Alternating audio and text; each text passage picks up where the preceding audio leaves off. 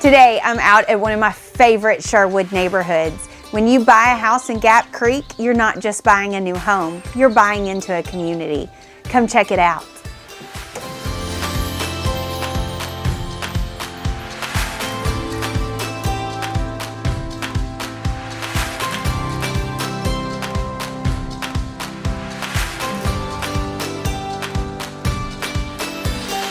This home is 3 bedrooms and 2 baths, all on one level.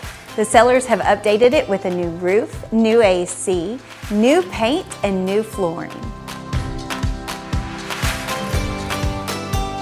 My favorite space is the primary suite. The windows are huge and the ceiling is vaulted. This room feels so spacious and comfortable.